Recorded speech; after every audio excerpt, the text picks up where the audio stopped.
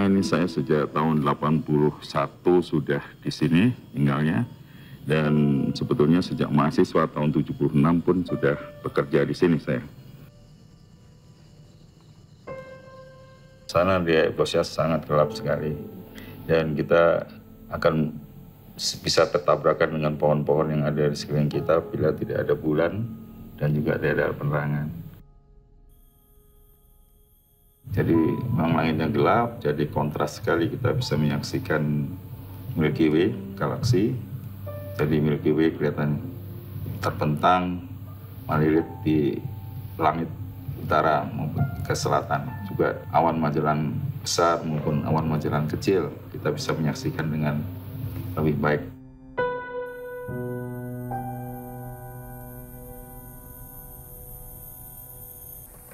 Wah, ini pisang goreng pagi-pagi lumayan bisa ngangetin perut. Pisang hangat, panas. Boleh dimakan nih. Cepet. Oh, saya pengen makan.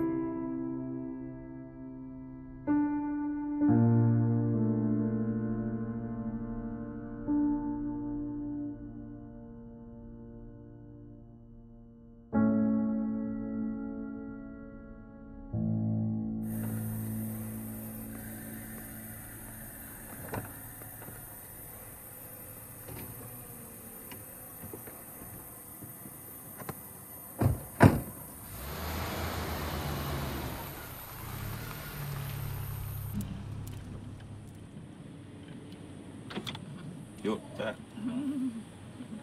Enggak. Dan yuk.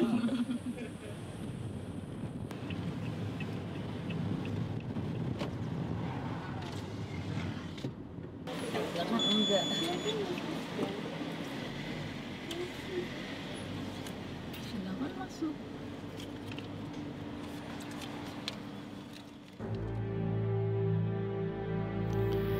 Iya, saya pada waktu itu memilih prodi astronomi dan itu atas pilihan saya sangat surprise waktu itu. Kuliah selalu satu orang aja. Jadi dosennya suka mencari-cari kalau saya tidak ada karena mereka sudah jauh-jauh datang dari Lembang.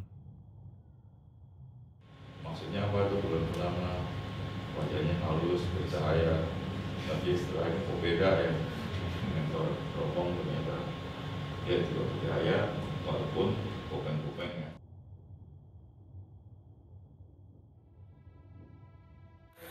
Astronomi itu sains yang paling tua di dunia ini. Posisi bintang itu telah diamati beratus tahun atau mungkin ribuan tahun yang lalu, walaupun hanya dengan mata biasa. Abad ke-16 ketika Galileo mulai mengarahkan teleskop Galileo yang pertama dengan lensa yang kecil mengarahkan ke benda langit. Nah, mulai itu inspirasi baru karena ada citra itu juga menggambarkan ada kawah bulan, ada cincin Saturnus, dan itu merupakan jadi pengetahuan baru bagi manusia.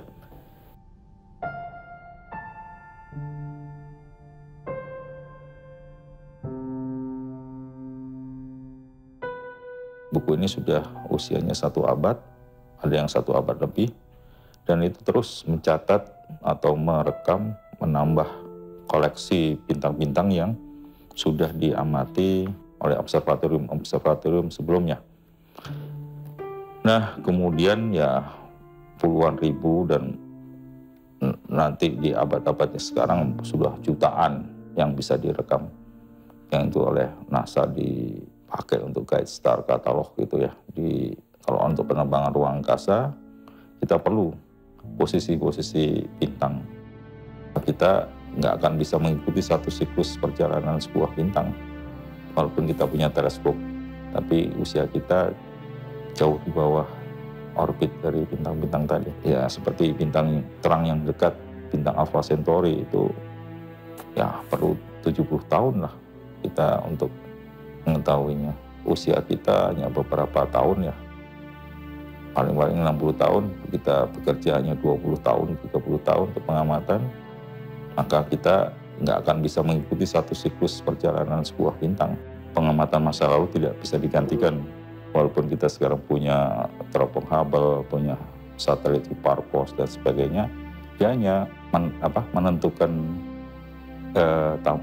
tambahan-tambahan dari hasil pengamatan yang lalu. Dia menambahkan sesuatu, tetapi tidak bisa menghapus apa yang sudah jejak-jejak telah dikerjakan orang-orang masa lalu. Jadi katalog-katalog ini walaupun ratusan tahun, mereka telah berjasa sebenarnya pada generasi-generasi penerusnya untuk meneruskan pengetahuan tentang posisi bintang-bintang tadi. Teropong Zeiss ya. Yang kedua adalah teropong Schmidt. Terus kemudian ketiga adalah teropong Bamberg dan teropong Goethals. Jadi ada 4 yang utamanya itu. Nah sekarang ada lagi teropong-teropong yang sudah modern sekarang dengan autoguide-nya. Jadi mereka dikendalikan oleh komputer dan itu ada 2-3 teropong lagi, kebanyakan untuk keperluan praktikum mahasiswa. Kita menuju ke teropong Schmidt, tapi sebetulnya di sini banyak sekali bangunan-bangunan yang di dalamnya sebenarnya banyak teropong.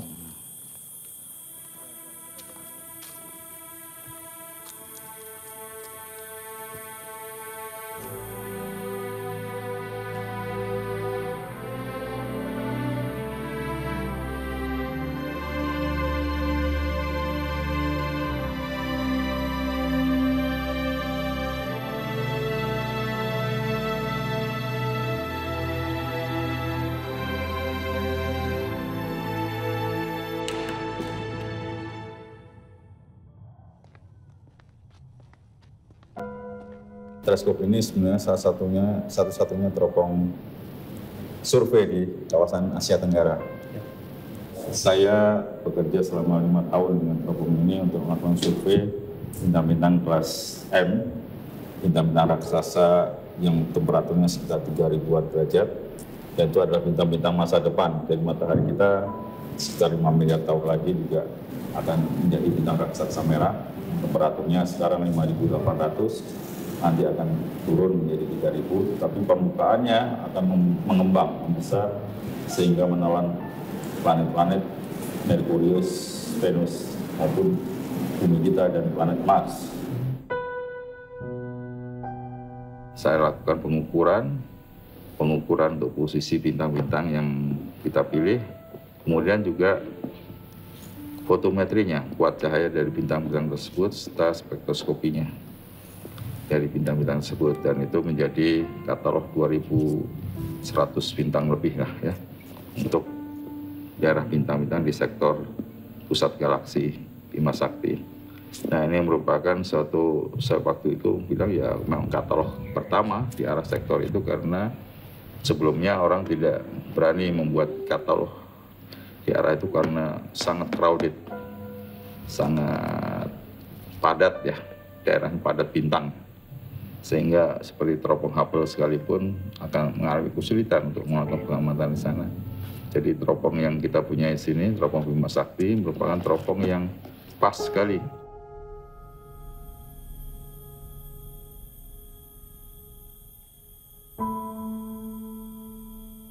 Pada siang hari ini sebetulnya banyak sekali bintang-bintang yang ada di langit, tetapi kita tidak bisa menyaksikan karena cahaya matahari disebarkan oleh angkasa bumi kita, sehingga menghalangi pemandangan kita ke bintang-bintang.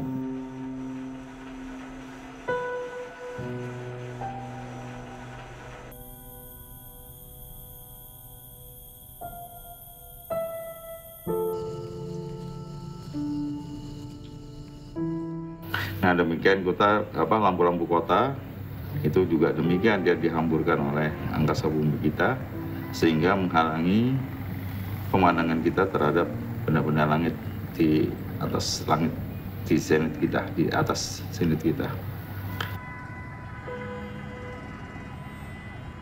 Polusi cahaya itu diakibatkan oleh banyaknya energi terhambur keluar dari luar gedung ya. Nah, apakah kita bisa mengevaluasi apakah energi tadi bisa dikurangi? polusi cahaya itu dia menghalangi pengamatan bintang-bintang di daerah visual maupun di daerah-daerah yang lainnya, spektrum yang diperlukan untuk pengamatan astronomi. Kita mengajak campaign kalau perlu iklan-iklan yang dia menggunakan lampu sorot terlalu besar itu ya bisa dikurangi atau dimatikan pada malam hari. Astronomi memang memerlukan kondisi yang sangat berbeda dengan kondisi yang kehidupan yang zaman modern seperti ini, yang gemerlapan cahayanya.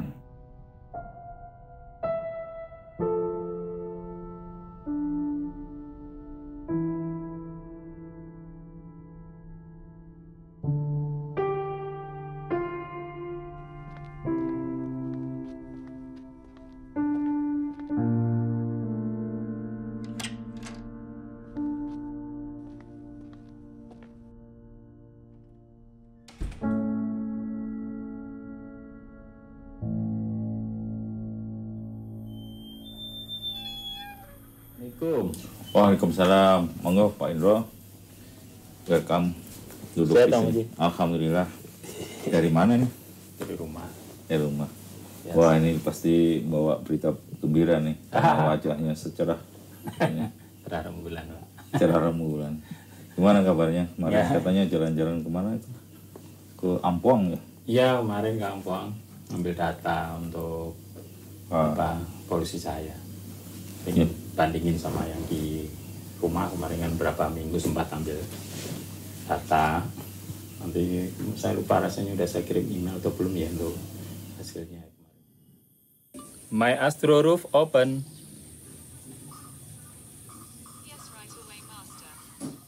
Pak Muji merupakan salah satu dosen pengajar saya di astronomi ITB. Dari beliaulah pertama kali saya mengenal tentang observasi dalam astronomi. Bagaimana beliau membimbing saya gitu ya tentang observasi itu.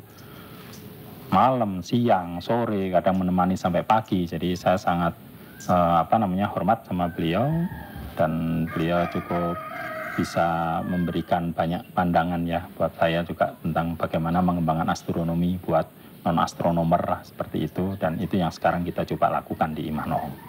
Alhamdulillah sekarang kedepannya karena kita berada di sebuah perkampungan, jadi kita membuat sebuah konsep pengembangan masyarakat berbasis astronomi ini. Mau apa coba? Mau? Sholat, iya. Kenapa mau sholat? Mau noong. Bisa di mana ya? Kita mau ke musolatorium ya. Ini kita lewat tempat teropong ya. Tempat teropong. Ini namanya jam matahari. Keempat, sekarang udah mau 3:30. Ya, sama nggak sama jamnya? Tuh, sama kan? Sampai 3:30 kan? Ya, jadi ini namanya jam matahari. Ya, jam matahari, nanti kelihatan angka jamnya, kita bisa lihat. Jamnya sama. Orang dulu pakai jam ini untuk lihat waktu.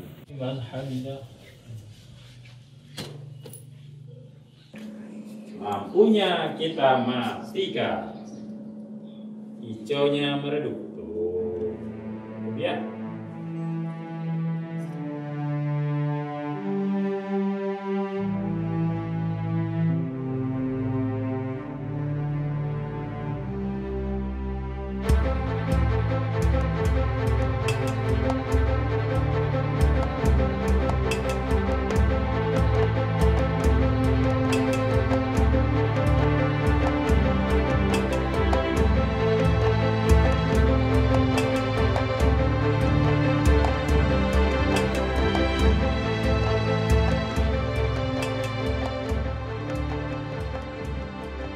Kalau kita lihat astronomi itu kan pertama buat anak-anak itu sesuatu yang amazing, jadi sesuatu yang sangat luar biasa. Mereka melihat bintang sejak kecil, mereka sudah diajarin menyanyi gitu ya. Terus kemudian di balik itu ada sesuatu yang menimbulkan tanda tanya.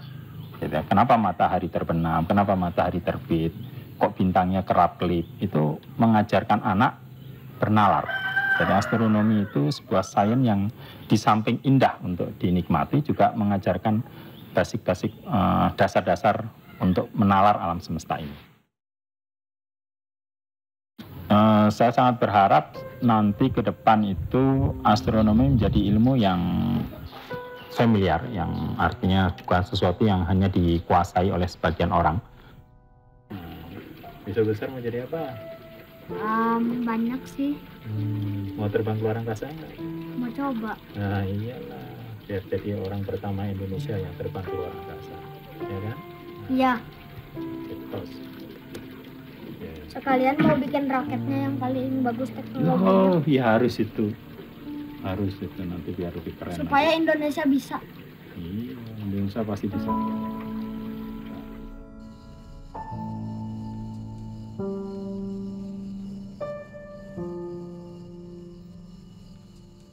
Astronomi itu memerlukan tempat yang ideal untuk melakukan observasi. Tempat ideal ini adalah tempat yang masih alami tentunya.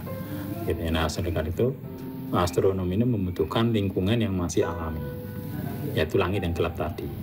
Gitu ya. Nah, untuk bisa langit gelap ini tentu masyarakat ini harus diajari bagaimana menjaga lingkungan yang ada agar tetap ideal buat pengamatan astronomi.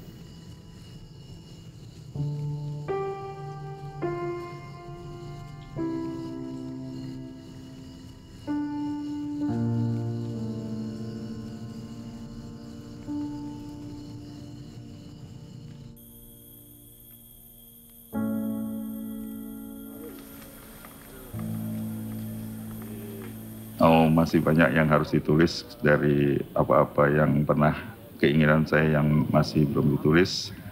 Kalau untuk ke lingkungan ya kita pingin berkebun kecil lah, nggak usah skala besar.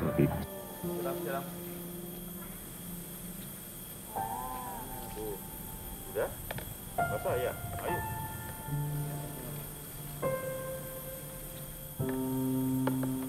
Basah ya. Masih belum nih ya. Nah, ini bunganya. Saya rasa setiap manusia kalau bisa memang harus meluangkan waktunya, entah sehari 5 menit atau apa untuk memperhatikan lingkungannya. Karena ini lingkungan harus kita jaga bersama. Kita harus memberikan kontribusi walaupun sekecil apapun untuk membangun, menjaga lingkungan kita supaya lingkungan kita tetap nyaman dan bumi kita juga tetap nyaman untuk dihuni hari ini dan masa depan sampai masa depan.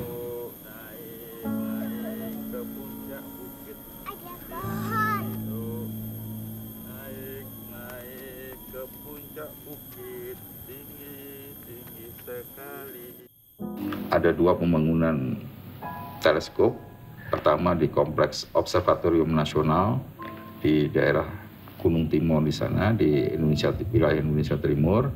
Sedangkan satu lagi ada pembangunan observatorium di Observatorium Astronomi Lampung untuk mencerdaskan kehidupan masyarakatnya.